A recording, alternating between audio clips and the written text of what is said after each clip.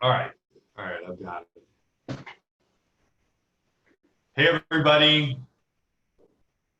All right, how's everybody doing today? And where are we coming from?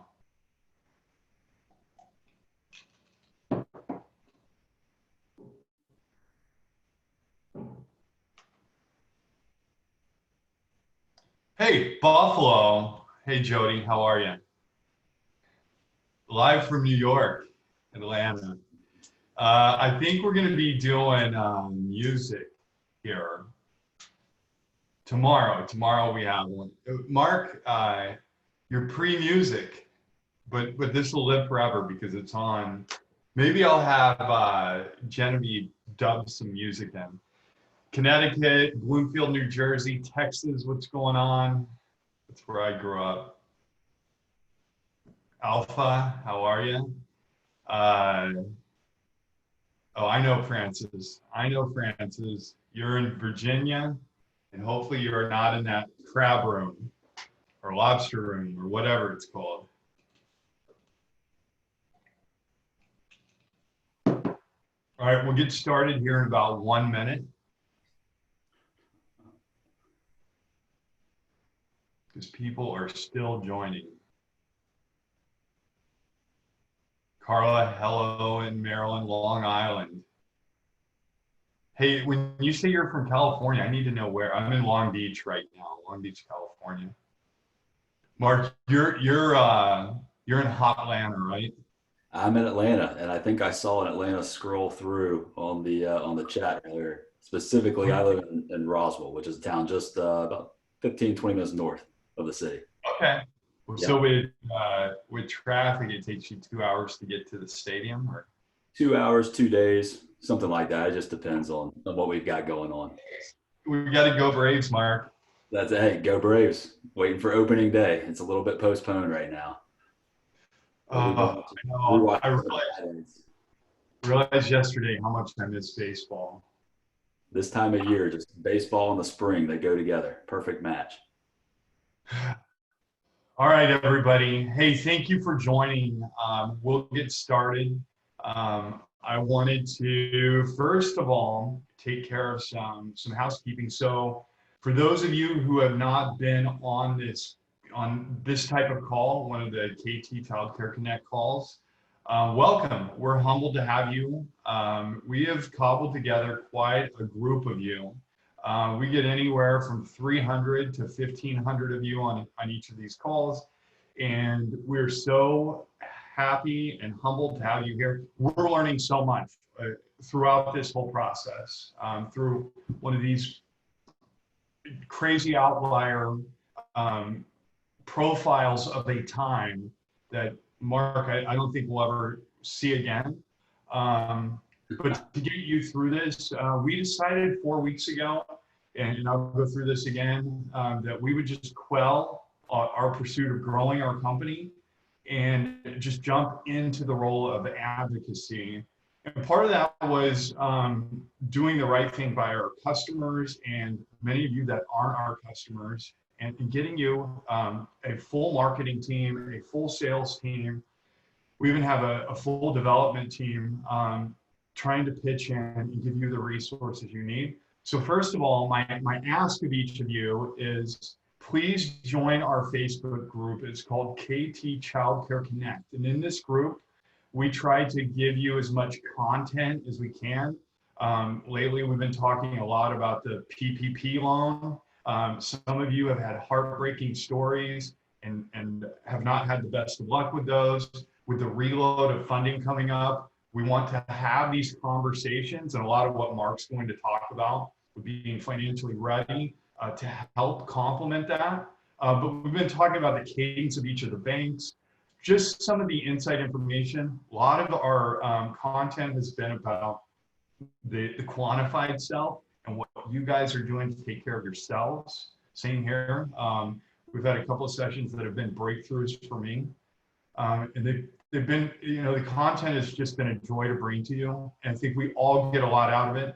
But here is kind of the place where we're seeing inflection points. We're also sharing our data with you So, we have hundreds of centers across the country, thousands of families, and we can take that data and give it back to you and hopefully help you make some decisions. And in fact, we are working on a financial model for all of you guys. Our data science team and myself have been working the entire week on something to get back to you. We'll be ready to distribute that probably end of this week. Genevieve, am I overshooting there? When will that be ready? No, that's correct. We'll have it ready by the end of the week. So, and we'll be sharing it in our Facebook group. So if that's something you're interested in, please join that group. Awesome. And for many of you are our customers. We've heard that you are the responsibility to communicate with your staff and your families is bigger than ever. Please reach out to us. We've already given our product away to many of our customers for free. You can see this is Phil and our sales guy.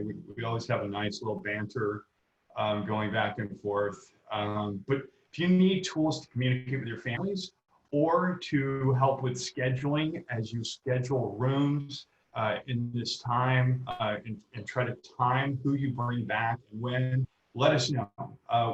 Call us, reach out to us. Genevieve will have a place for you to do that. So I want to get to introducing Mark and let him do his thing. I met Mark at a show in Miami, the Shift conference, which was amazing, great content.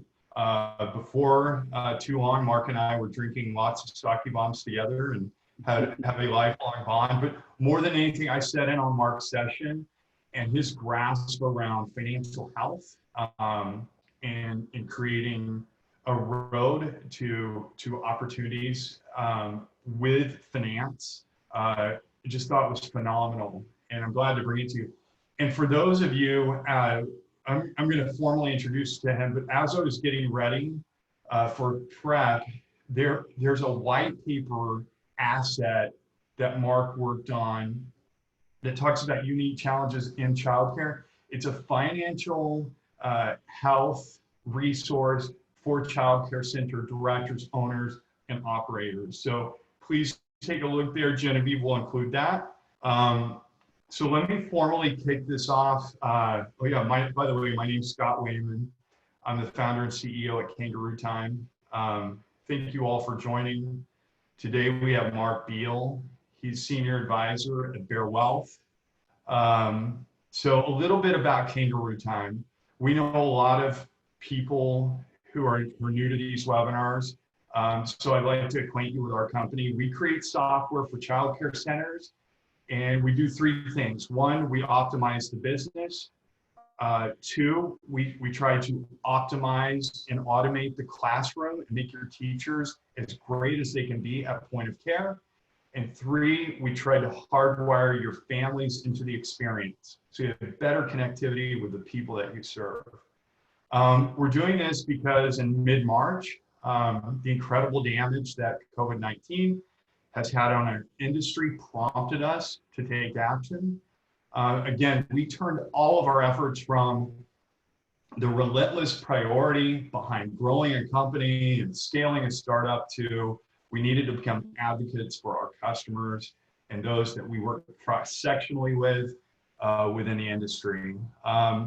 We launched KT Childcare Connect Facebook group. Please join. YouTube. So we're hosting these events twice a week, and then we immediately turn around and we put this content on YouTube. We have had hundreds of thousands of viewing hours on YouTube, and we hope that we have a multitude more. So please join and take these resources, share them with friends. They are here for you. We're here to help the industry. I encourage you all to share the resources with your teams and your counterparts. Invite them into the upcoming webinars, invite them into the Facebook group, but more than anything, let's bind together and let's create the most positive situation we can for when the recovery happens. So before we kick this off, a few more things. certificates. You will get certificates the day after the webinar via email. Genevieve's been kind enough to put together CE credit, so you will get those. Look in the follow-up email, they will be there. If you unsubscribe from our email list, like right after this, you won't get your certificate. So please just hang tight, wait for that. And if you don't see it tomorrow, by the end of the day, look in your spam filter. If you have any questions, pop it down into the QA button. And Mark, you'll get to those. You know, I've taken a little long on intro. So whenever you're done, end of the hour, and if Genevieve and I can help you filter through questions, we'll probably pop on, we will pop on at the end. We'll share the recording also at the end tomorrow with the follow-up email. So about Mark. Mark helps families build wealth from operations of their schools in an efficient and impactful way. Using his background in wealth planning and commercial lending, he works with school owners to navigate the complexities of their personal and business finances. While he has advised owners of companies of many sizes across various industries, his focus is on the childcare industry. Now, Mark works for the school owners who are preparing to exit their businesses, so at the end of their ride, as well as the next generation of owners who are looking to grow their operations. Today, Mark, the senior advisor at Baer Wealth, he will give an overview to help you set up for financial success through insights in wealth asset allocation and guidance for setting up an emergency fund to protect you from your center. Mark helps families build wealth through operations from their centers. So Mark, with that introduction, I will disappear here for a bit and the floor is yours. Thank you for being here. Really appreciate it. All right. Thank you so much. And as we get started here, let me get the screen share going, and I think we should be ready to rock.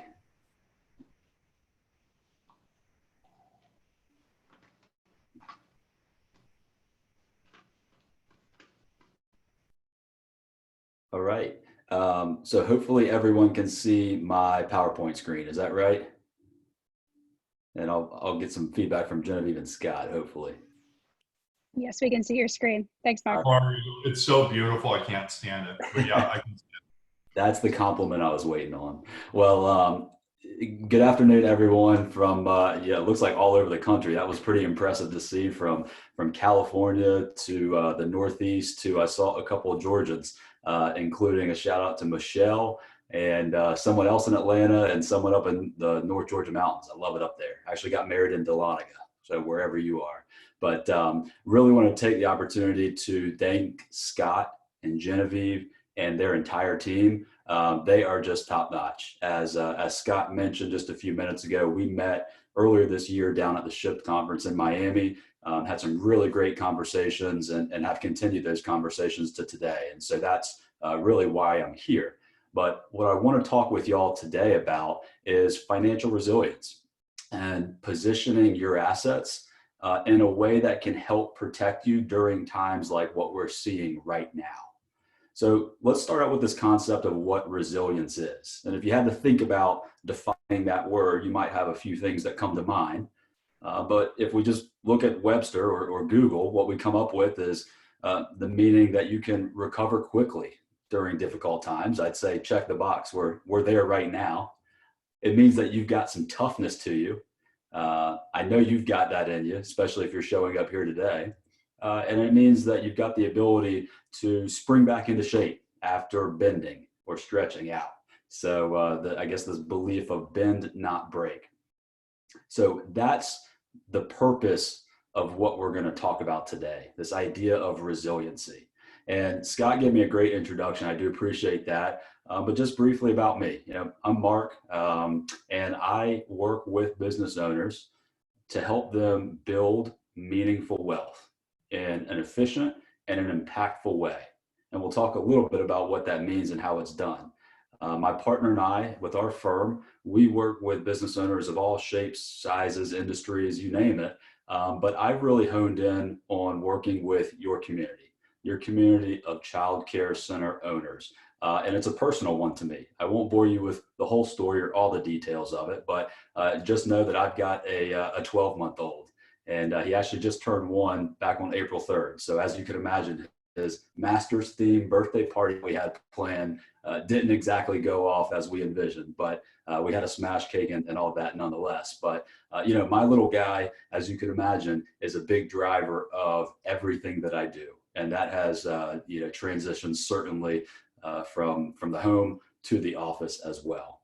And so with that, I want to thank you for being here today, because I know that you've been just swamped, you've been inundated, and the list goes on over the last month or two. I know that just with Kangaroo Time itself, you've been hearing about the CARES Act and PPP and everything else going on in the world. I want to thank you for being here, because I know you're probably here because you're feeling vulnerable, or because you have questions, or maybe you're even fearful, and all of those things are okay. We're going to get through that together, and today's presentation is just a little part of that. But what I want to talk about today is your financial success matrix. And believe it or not, every one of you who's on this call, you have this financial success matrix. You might not know it yet, but every one of you has it. And if you don't, then it's important that you begin to develop it. And it's a pretty straightforward and simple thing, as you can see. I mean, the matrix includes 3 parts. It's advanced planning, it's investments, and then it's the financial planning foundations. And most people look at this matrix and maybe even tackle their own personal situations looking at it from the top down. But in fact, we've got to go the opposite route. Maybe not surprisingly, we've got to start with the foundations. Anything in life, I don't care what it is, anything good and prosperous and successful is built on a strong foundation. And when it comes to your financial health and success, it's no different. The foundation is ultimately what drives you to your end goal or your end outcome, whatever that may be. And so we've got to really hone in on that when it comes to putting together your right plan of action. And then moving up the triangle here is the investments piece.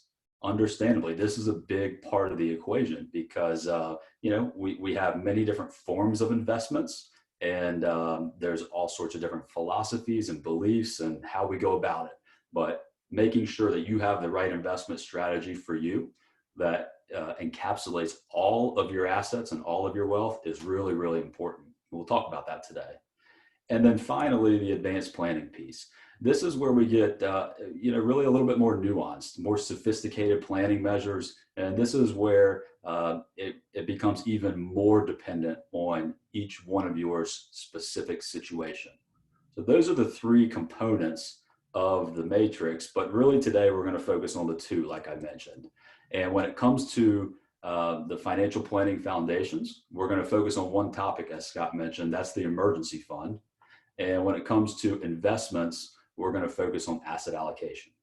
So as you can imagine, each of these 3 pieces could have, dozens and dozens of elements to it. But in the interest of time, that's how we're going to spend our time today. So let's jump in and get started with this idea of an emergency fund and explore what is it in the first place. Some of you may be familiar with the term, or you may call it something else, or maybe you just haven't heard of it or thought of it at all. And any of those options are okay. But what an emergency fund is it's basically your safety net. It's you putting assets to the side to help you weather a storm. And what more appropriate financial planning foundation to talk about right now than the emergency fund? Ultimately, what it does for you is it helps you ultimately get to where you want to be, and it allows you to get there. The caveat is that it's not exactly the fun thing or the sexy thing when it comes to financial planning, but it's a foundation. It's what's necessary. And I would argue it's something that you have to have before you could even think about moving to step 2.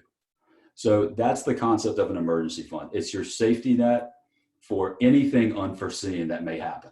Currently, that's coronavirus and COVID. But as you all know, There are any infinite number of things that could put you through the ringer in some form or fashion. And so we've got to be prepared for that. Now, why do we want an emergency fund? We talked a little bit about that on the last slide, but like I said, it allows you to account for the unforeseen, and it's your building block for success. Now, you may have heard the quote, I think it's attributed to multiple different people from Ben Franklin to John Wooden, but failing to plan is planning to fail. And that's so true.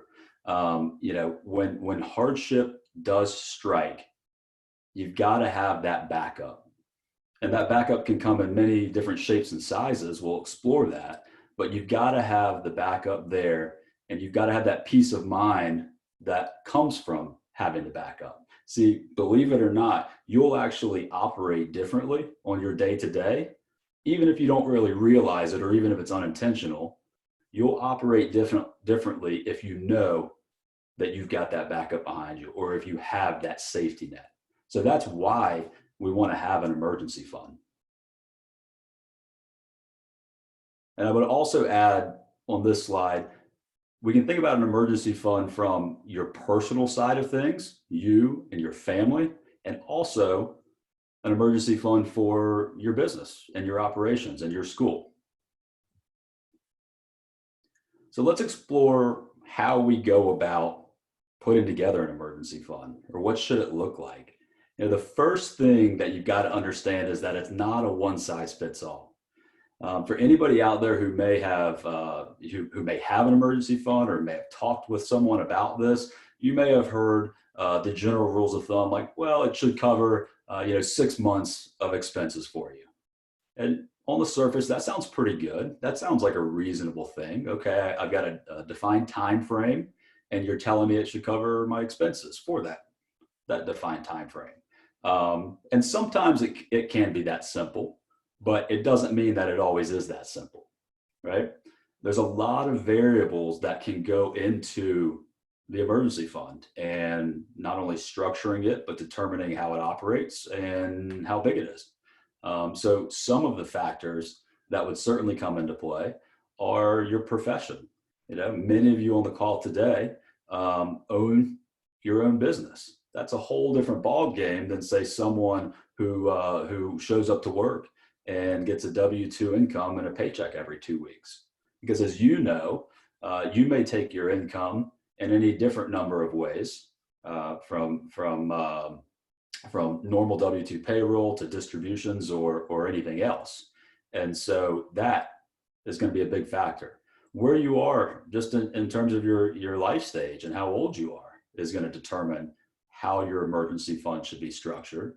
And then certainly what your expenditures are as well. That goes without saying. So let's talk about some different examples, or maybe nuances, for how different emergency funds might be set up. If you've got a household where both spouses work and they earn, relatively comparable amounts of income and are both supporting the household, that's a pretty important factor, because they're both showing up, they're both getting a stable paycheck, they both earn about the same, and they're contributing. And so because of that, they may sit down and say, well, our safety net maybe doesn't need to be as deep as we otherwise would, because of those parameters. And the likelihood of one of us losing our job, we feel, is pretty slim, all things considered. And the likelihood of both of us losing our job, that seems incredibly slim, or almost impossible, right?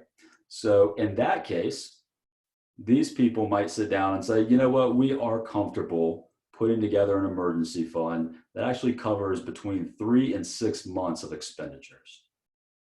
And that may be perfectly acceptable to them. And it may fit their specific parameters, and there's no problem with that. Conversely, let's say you, as the school owner, you own and operate this school. You've got your family that depends on you for providing for them, putting food on the table. And let's say your spouse or significant other maybe helps with the school, or otherwise does not work or does not earn an income outside of what your school provides for your family. And then in addition to that, you've got your staff that depends on you as well. Your situation could look a whole lot different in this example, because now what you've got to account for is all of those things that fall under the umbrella. So the biggest thing based on this example that we're talking about is that, well, you're the sole provider for your family, more or less, even if your spouse does work for the school. And so as you may have, experienced as of late, that could really throw a wrench in things if that income and that revenue is impacted. I think we've all seen that to some extent over the last month or two. So whereas the household where you have dual income earners, both contributing, both feeling pretty safe, you as the school owner, you likely would need to put together a much deeper emergency fund. Say instead of 3 to 6 months for those folks, you might be exploring somewhere in the range of 12 months, just as an example. And note that I'm not telling you that you should be covering 12 months expenditures. It's just that I want you to see the difference in how things can be set up. Okay. So let's move to the next phase here of what are expenditures that we should be covering. And that's a great question. Also, not with any just one answer. It really does depend. But I can tell you about some of the major ones that you want to absolutely make sure that you have covered. Okay. So when we talk about an emergency fund, should you ever have to use it or deploy it, it's not so that you can continue to go out to your favorite steakhouse on a Thursday night and then go on vacation next weekend or something like that. It's truly to cover what's necessary during a time of need for you and for your family. So I want you to think about it as being able to cover your mortgage or your rent. Continue to put food on the table. And again, maybe it's not the steak dinner, but at least you're not going hungry. Continuing to be able to pay your utilities and your basic bills. Now that might mean that you have to sacrifice shopping on Amazon and canceling the Netflix if things really get bad. But when you're thinking about how many months of expenses do I need to cover, write down and get a handle on what are your true fixed costs and your necessary expenses that would continue to occur no matter what. Now's a perfect time to do that because I'm sure you've already explored it in some form or fashion. Okay. So those are two examples. I'll throw another one out there just because it might allow you to see it outside of your industry as well, but similar to you. Let's say you have a household where, again, you have one spouse who works, they're the breadwinner for the family, and they're in sales. Their income can be very choppy, very up and down. And in fact, maybe they more or less earn substantially all of their annual income by closing 1 or 2 big deals throughout the year. Their emergency fund here again might look totally different than yours or that first example with the dual household income. So there may be some questions about that, and know that I'd be happy to talk with you about your specific situation and exploring what would be the right number for you. But know that it's not a one size fits all, and know that there's a certain bit of objectivity to it, but also a certain bit of subjectivity to it. Because one thing that you've always got to account for in financial planning is, how do I feel about this? How does this make me feel? And what I can tell you is that no matter the topic in financial planning, if you can put together a strategy or a plan on the front end, accounting for how you might feel, you're much more likely to have success going through the challenging times. So it's important to account for that. All right. A couple of other things about emergency funds. How should the money be allocated, or where should it go? As you can see here, it doesn't necessarily mean that you've got it just stashed under your bed in a shoebox. There's different ways that we can go about putting aside those assets that is that means that it's not going to be subject to ups and downs of the market or anything like that. It's going to be a stable amount of money that you can depend on, that you know is there. So a big part of this, it is going to include you slowly setting aside cash on the side. And then with that cash, you know, maybe you leave it in a money market investment account. Maybe you decide that you're willing to take just a little bit of risk, and so you invest it in short-term bonds or government treasuries. Maybe you explore putting it in a CD. There's different options for how that money should be deployed, but the biggest factor is knowing that if the bottom falls out and if I need it, I know that the money is going to be there. We can't set it aside and then invest it and try to get some great return on it. That's something totally different than what you should be thinking about for a true emergency fund and for this safety net. And then you might also factor in what other assets you have and how those are allocated. Sometimes, believe it or not, people think of a portion of their assets or other investments as their emergency fund because of how they're allocated. And then sometimes there's other parameters that come into play, like if you have a home equity line of credit on your residence, or if you just have a line of credit through your bank on your business. Those can help supplement the emergency fund that you've otherwise already set up.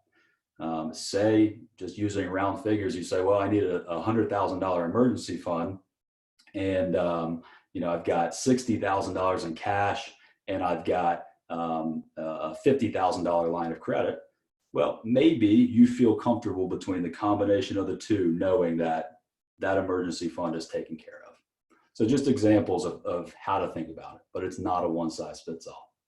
All right, so peeking at my clock here, we're at halftime. Hopefully we made it through that. I know we sped through it very quickly, but I felt that I needed to put this picture on the screen, believe it or not, because as I was putting together my slide deck, I envisioned putting, you know, maybe a scoreboard that had halftime or zeros on the clock or something. So I went to Google and I Googled halftime. This is an experiment that you can all do actually from wherever you're sitting right now. Go to Google, type in halftime, and then click images and see what happens. I was shocked. So long story short, that's why you see this picture in here. I felt that I just had to put it in. But we'll do a quick halftime with some coronavirus humor. I think, you know, we're all going through a challenging time. We're all in this storm together, though we're not in the same boat. I heard someone phrase that the other day, and I thought that was really fitting. Each of us are going through our own challenges in our own way, but we're all going through this storm together. So let's get just a quick laugh. Get ready with your chat box, wherever that may be located on your screen, because this is kind of a survey. And what I want you to do is we're gonna see 4 different pictures, and I'd love to get your thoughts on which one you like the best. So the first one is this. If 2020 was a slide, and that you all are educators, I assume you've got a playground somewhere on your at your school. So I got a good chuckle out of that when I was really thinking about, you know, 2020 has kind of felt like this, right? So, that's number one. Number two, this is unfortunately many people that I know that I found. Honestly speaking, I've never felt so useless. Why? Well, nobody's going anywhere, or so it seems. And then finally, the fourth one, we've got a new financial term for you to know. You may be familiar with EBITDA, but this one has one more nuance to it. So if you haven't already, let's see what you think in the chat box. I'd love to get your feedback. And if you can't read number 4, it's EBITDA with a C, earnings before interest, taxes, depreciation, amortization, and coronavirus.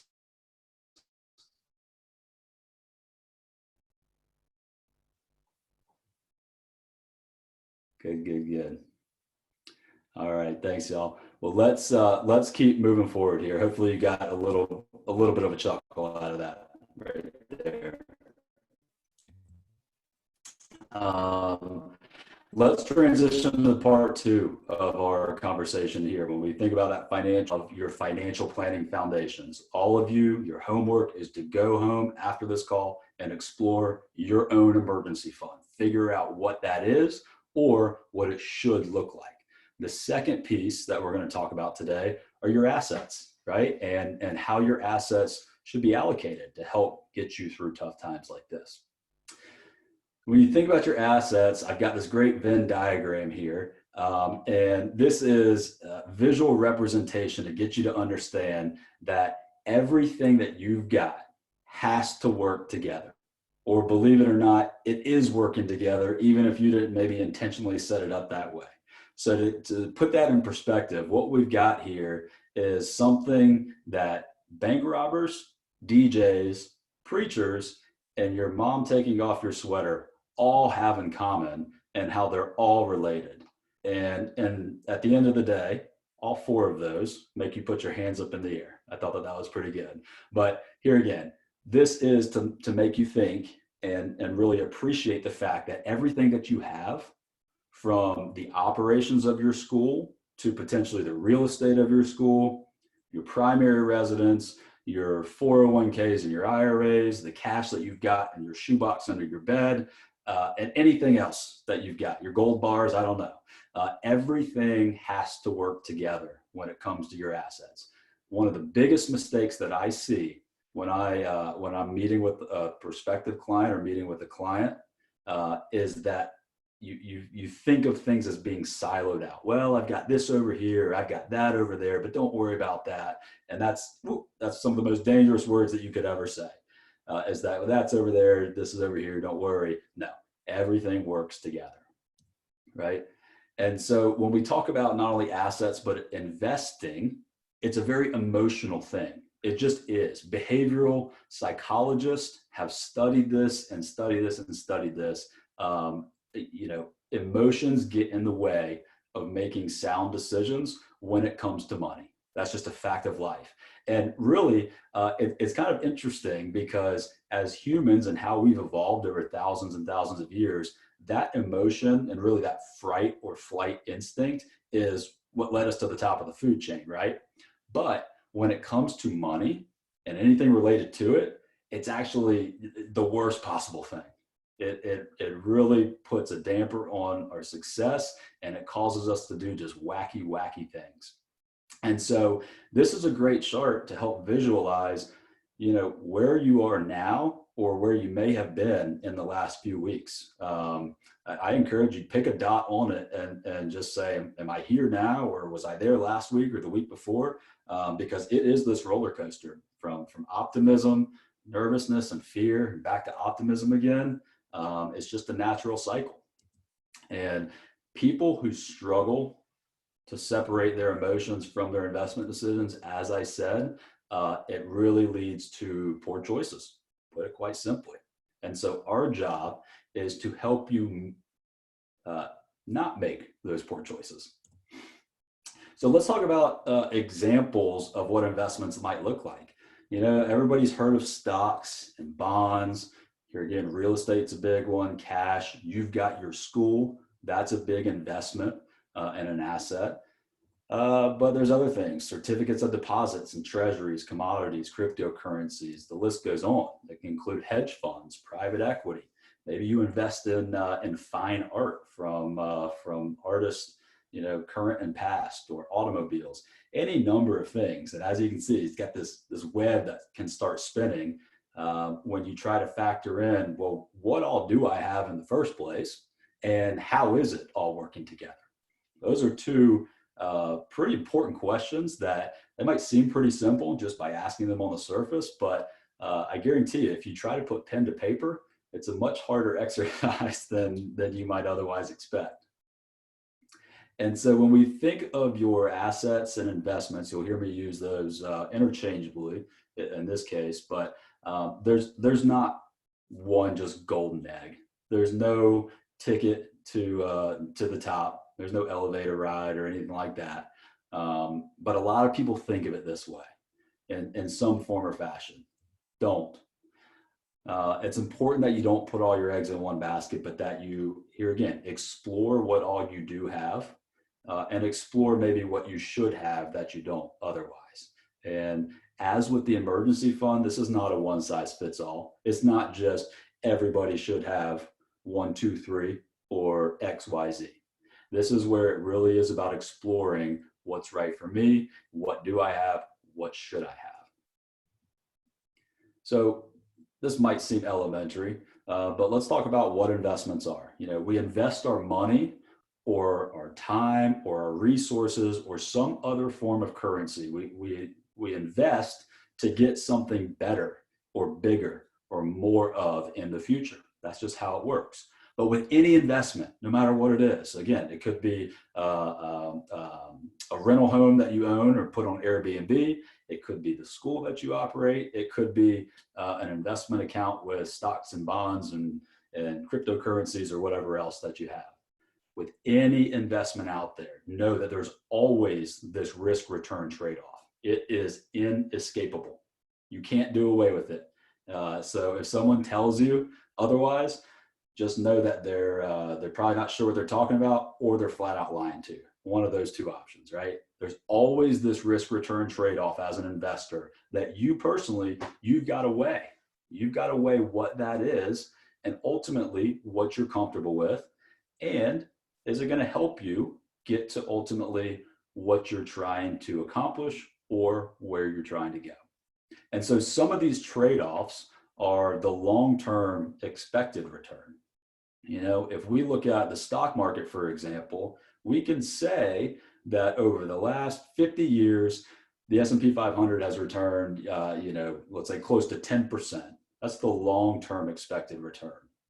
But with that comes short-term volatility and choppiness and a lot of emotion, like we explored on the prior slide. And we'll talk a little bit more about this in slides to come. So those are two examples of what that trade-off might look like.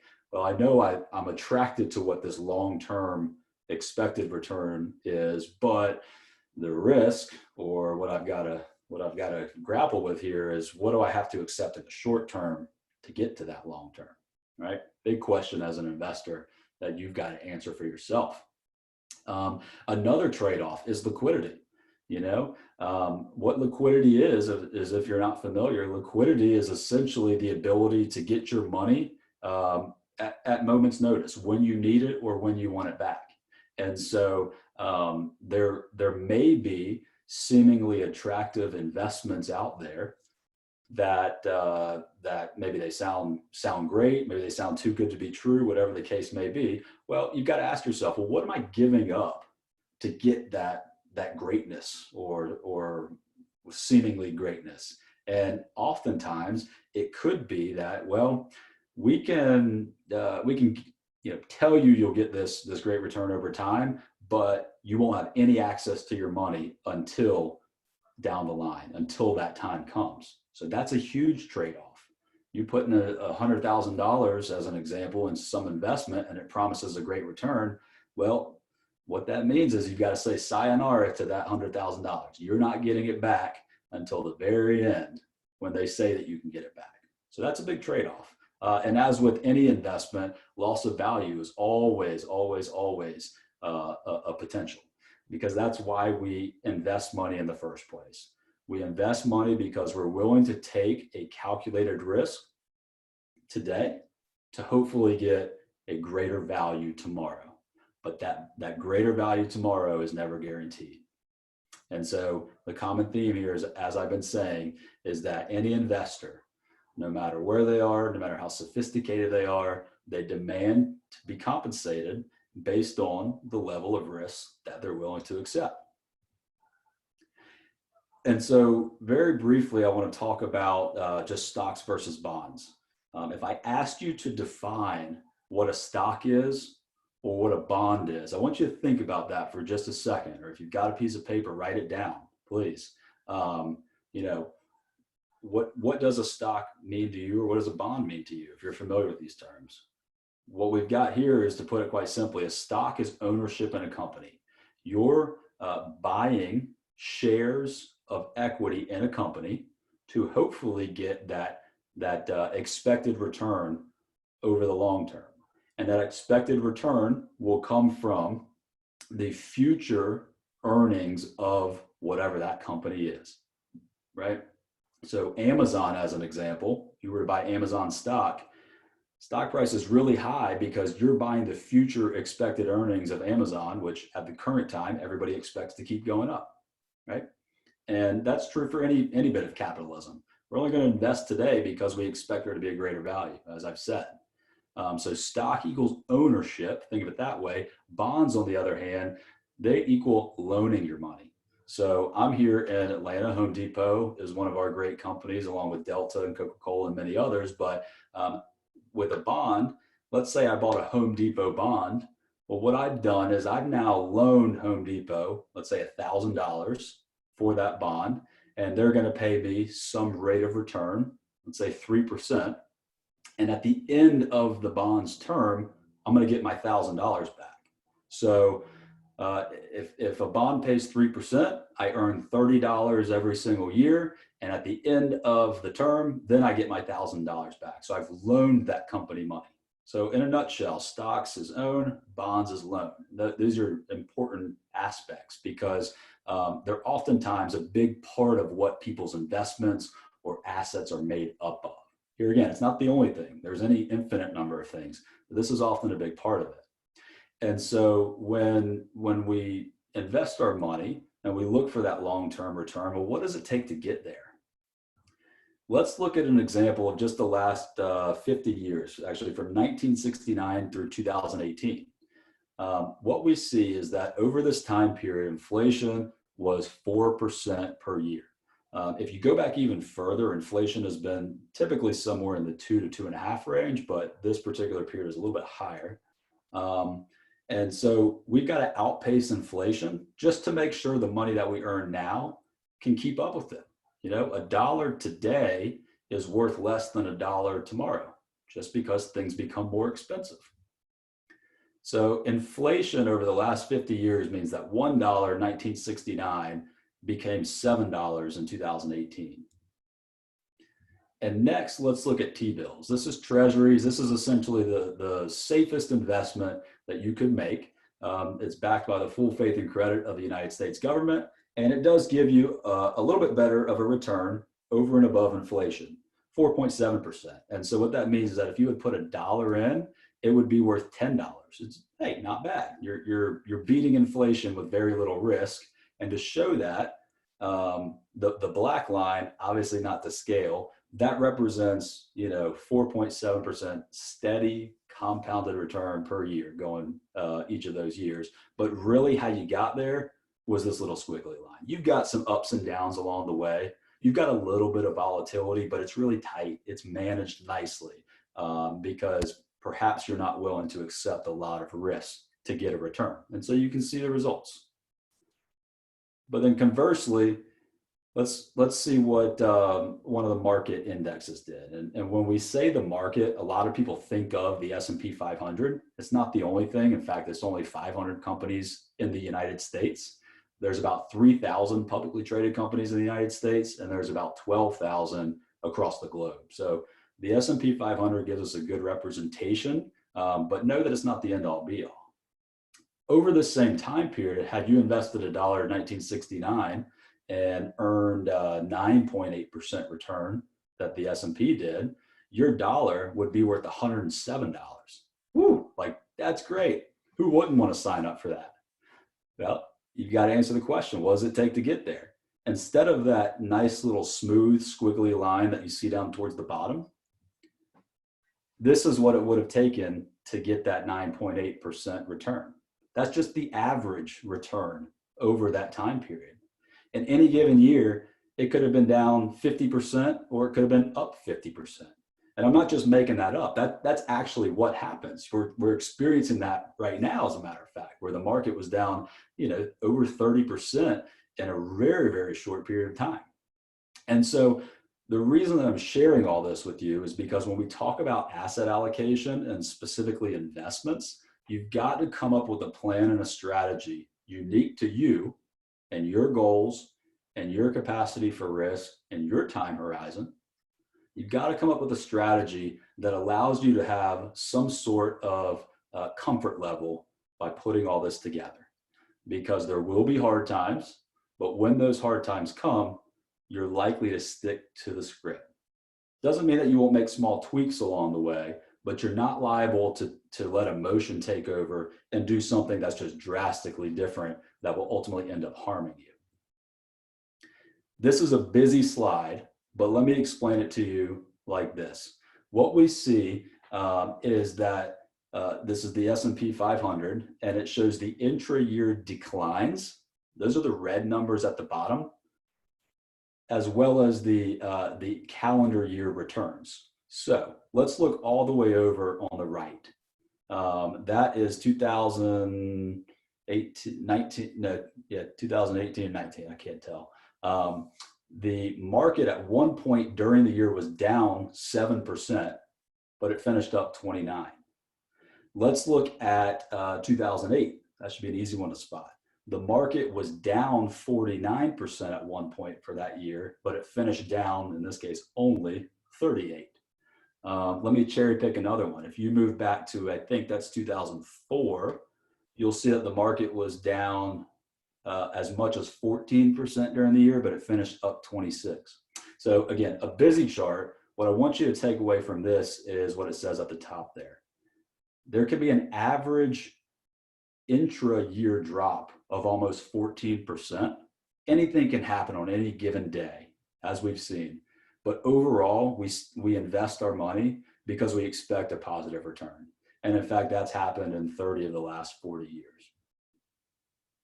Same thing here. I won't spend too much time on this slide, but this is just to show the importance of coming up with an investment strategy that you can stick to. And what it says is that if you were fully invested for the 20-year period from January of 2000 to December of 2019, if you just put $1 in and you never touched it again, you would have received a 6% annual return. If you had missed just the best 10 days out of the entire 20 years, your return would have been chopped by more than 50%. The 10 best days out of the entire 20 years. Let that sink in for a second. So the takeaway from this chart is that when we think back to a couple slides ago with all the squiggly lines, we've got to have a strategy that you come up with that fits you and that allows you to stay invested and to stay the course when times are tough. Another busy slide, I like this, just real quick. We mentioned what the S&P 500 is. It's an index of the 500 largest companies in the United States market.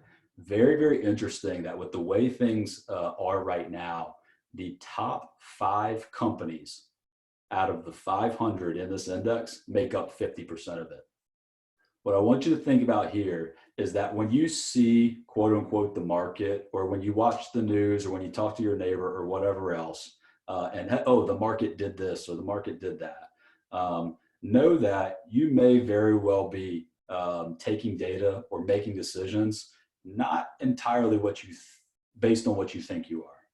This slide is really telling because all 500 of these companies are multi-billion-dollar companies, but the returns or the current performance or the current activity of what's happening is largely driven by just a handful of names.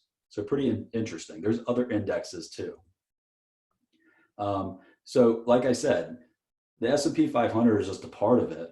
There's other indexes, not only in the United States, where I mentioned there's about 3,000 publicly traded companies, but across the globe as well.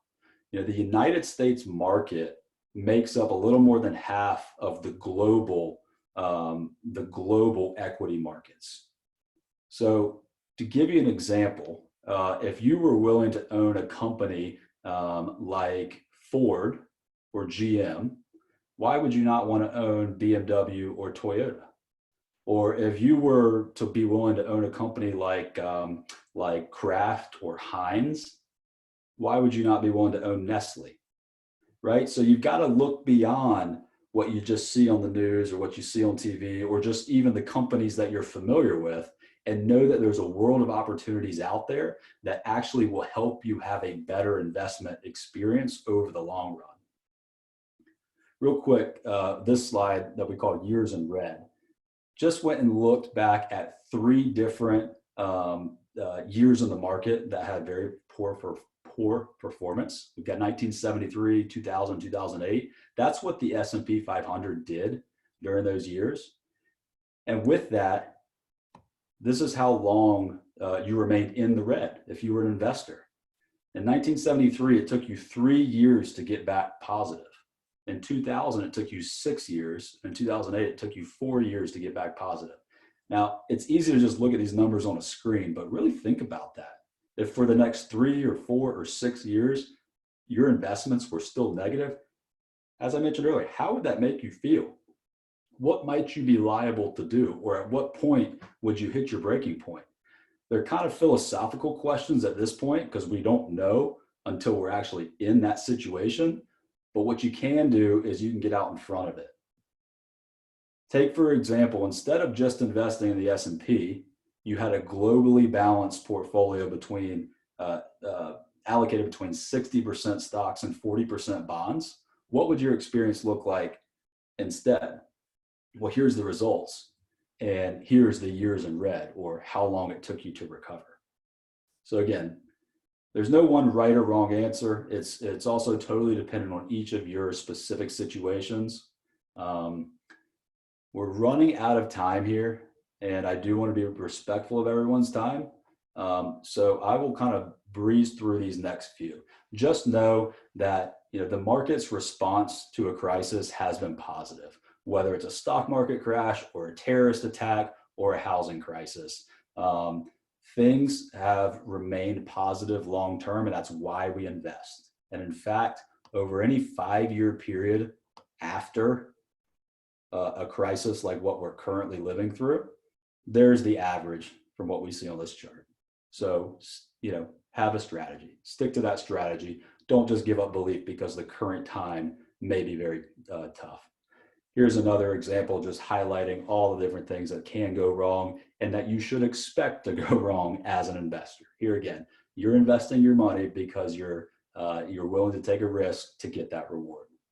So let's highlight some of the recap here. Have a strategy for how all of your assets will work together. Don't chase returns. Don't say, oh, I want to get 6% or I want to get 10%.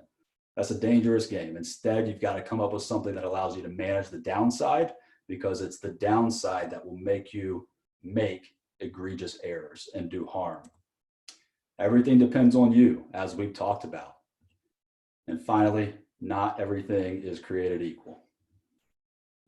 I want to let you know about our ongoing series that we've put together at Baer Wealth. You can see all of this information on our website, including playback of the webinars that we've done. And we also put out some information every Friday. So I invite you all to not only explore that childcare page that Scott and Genevieve shared with you earlier, but to check back on our Bearfax page, and hopefully we can be a resource for you. Let's revisit your financial success matrix and give you some homework. We talked about one key aspect of the financial planning foundations. That's your emergency fund. Your homework is to write down, put pen to paper. What is your emergency fund currently? What should your emergency fund look like? And how are you getting there? If you need help with that, let Scott know or let me know. Same thing with your investments. Let's get organized. Let's get your things together so that you can explore what's what. All right. And with that, we'll bring it home here. Yeah, so Mark, thank you. Great information. Really appreciate the time you put into this. There are questions though in the QA, so we can wrap up and answer those. When you referred to Alphabet, you were referring to formerly Google, right? That's right. Yep. Yeah. So I think as part of a diversification Google rolled up. Here's a question, and I'll pitch in with you. I'm the director of a small nonprofit preschool which operates September through May. our finances run month to month. How can we build a fund when we do not have much in funds to spare? I'll start on this one, Mark. One of the things, you know, as a founder of a startup, I feel like I have three jobs. One is to hire the best people on the planet. Two is to set the vision. And three is to capitalize the company. As somebody that's a director at a small non-for-profit, it's hard to capitalize the company. But I think I spend, in fact, before this call, I was on the phone with our banker. We have credit facilities as a company with 3 different banks, and they start small. You know, I took when we started, our story is crazy, but I put $1 million into Kangaroo Time just to keep it alive. And I was super creative with banking. And I started with a $10,000 loan that grew into hundreds of thousands of dollars of line of credit. Now, was I ever going to use it and leverage that? No. But had we ever had COVID-19 at the time? So one piece of advice is really start to look at credit facilities that are out there, setting up lines of credit. If you buy equipment, maybe do it on a line, grow the line so that you have it. Any advice on alternative banking and credit facilities out there for our nonprofits that might not have the access to an emergency fund? Yeah, Scott, I think that's great advice. And I want to echo that actually. I too sit on a board of a local nonprofit, and we face that same challenges. You know, how do we effectively manage our capital for our members and for our community that we serve? So I love your idea, and I agree with it wholeheartedly. Everybody out there should have a banking relationship where you have a specific contact that you work with. If you haven't already experienced this in the last month or two, I'd be shocked. But times like this are when push comes to shove. And times like this are when you really feel the effectiveness of having a strong banking relationship and a strong CPA or accounting relationship. And so when it comes to how, where this question came from, what should they do? I agree with that. Look for what credit facilities may be available to you. Oftentimes lines of credit don't carry any fee if they're unfunded, but they're just, think of it as a credit card in a sense, but with a much lower interest rate. You're not paying money on the credit card unless you actually have a balance out there. Same thing with a credit facility potentially. And then also with your remaining board members, I would encourage you at one of your upcoming meetings to explore what your annual budget looks like and explore how you may be able to set aside some reserve funds that are earmarked for an emergency purpose or earmarked for being a safety net. From there, whatever that amount may end up being, you can determine the most responsible way to have those funds managed or invested. Again, you're going to want something that's very low risk, low return, but at least you know that it'll always be there. And Mark, one of the exercises that we do, but we have a full finance team. But one of the exercises that we've done here in the last few weeks is we've taken the model of our profit and loss statement, and we've done a lot of what we call scenario modeling. So if revenues are wiped out through November, which to us would be the worst case scenario, what does that mean as far as how we operate? How do we interlace in the funding that we're getting for the PPP SBA loans? So one of the things that we're doing, Mark, and I'll share it with you once it's ready, we're sharing this model. It's an Excel spreadsheet, and it gives you 20 different variables to put in your utilization, your average revenue per day, and we'll be sharing that with everybody. Are there any go-to tools that you use to track capital, or any last few nuggets that you can give us before we sign off here? Sure. Yeah. No. I agree. Everybody should be doing exactly what you said, and that's so refreshing to hear that Kangaroo Time will be coming out with a resource like that. I'd encourage everyone to really take a hard look at what your expenditures are right now, because as you may have seen, some of your expenditures, they remain constant, and some of your expenditures may have changed recently. For example, maybe your director is now trying to do some work from home and you had to buy him a laptop. Well, that's a new expense that you didn't have before. But on the flip side, maybe your food costs have gone down, or you've renegotiated contracts while your school may be closed for the time being. So yeah, definitely get a handle on what your numbers are. That's the most important thing for any business owner. You've got to know your numbers. As far as a specific tool, I don't have one, but what I would say is take advantage of what Scott and his team are putting together, and also talk to your accountant if you use one, or whoever you use for your books. They may have something over and above just QuickBooks, or something else that they can help you with as far as doing more of a P&L for you. And then on a related note, what I would say is, Scott, what you're describing is what we call a stress test, which I love. We're running pro formas, right? And one thing that we offer at Baer Wealth is a stress test of your financial situation. So it won't be me analyzing the books of your school, but what it will be is me helping you understand what all of your moving parts are that relate to your overall wealth. And again, seeing how everything's working together and what gaps may exist that you could be exposed to in the event that something unforeseen happens. And so I'd be happy to speak with anyone who's joined us here today about that. Awesome. All right, Mark. Well, I think you've given us a lot in terms of data and your time. We really appreciate it. Genevieve, so we will be having Lauren Small tomorrow. Is that correct? Yes, we have Lauren Small joining us tomorrow for a webinar at 1 p.m. So everyone should have gotten an email about that. If you don't, we'll post it in our KT Childcare Connect for where you can register. And just real quick, as far as I see a question, I'm a director of a nonprofit. We don't have an accountant. Carolyn, reach out to me. I've made some great contacts. There are a few accountants as a service that focus only on childcare. So I will have, I'm going to go look up the information for my contact, and I'll send that to you in an email separately. Or I'll post it in the Facebook group, actually. So anyway, everybody, thank you for your time.